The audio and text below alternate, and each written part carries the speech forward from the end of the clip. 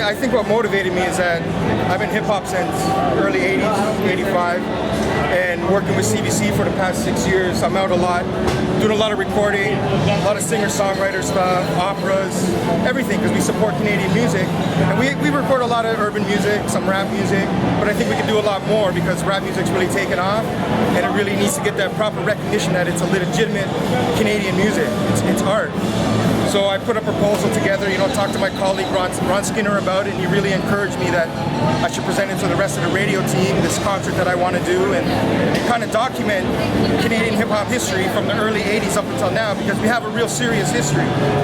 So, to my surprise, everybody really liked it. Ann McKeegan thought it was an awesome idea, and she actually told me, like, it's great, but you're thinking too small, it can be bigger. And it's become this huge month-long event.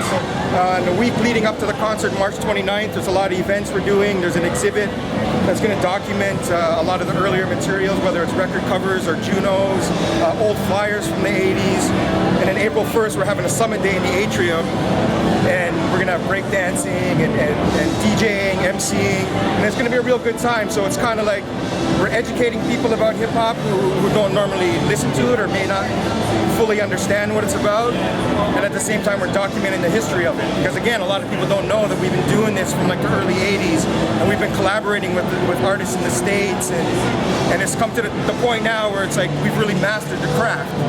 And with artists like Drake, who really opened the doors for us, it's like all eyes are on Canada now. So I want to give a lot of people the opportunity to really, I don't know, maybe jump on the bandwagon and get down with it and understand it. And with CBC, it's kind of like, I don't want to say it's a changing of the guards, but there's a lot of new things happening at CBC. Just the fact that we're all one team now. It's not like radio's separate and TV's one entity and digital's an entity. We're all doing things together. And I think this is a good way for us to come together and really, show love for what we do, for hip hop. And I'm just thrilled that it's happening. It's really awesome. And the lineup is really good. So when you went out and contacted bands, was there a really memorable response? Well, a lot of them were like, yeah, I'm down, for sure. Like a lot of the artists I would call personally, because I'm friends with a lot of them, and I've worked with some of them over the years, and they're definitely, I'm down. Whatever you want to do, we're there. And the response from a lot of them is it's about time. It's about time that CBC gets on the hip-hop bandwagon and really shows love. And not just to the radio-friendly, CBC radio-friendly rappers. Because it's funny, because within hip-hop, there's so many genres within hip-hop itself. Because you have like the hardcore, like the ghetto rap, like street. And this is what these kids grow up doing, and that's their out, basically, right? And then there's the urban hip hop, and there's the downtown scene, and it's all a little different, but it's all love. It's all out of the same thing.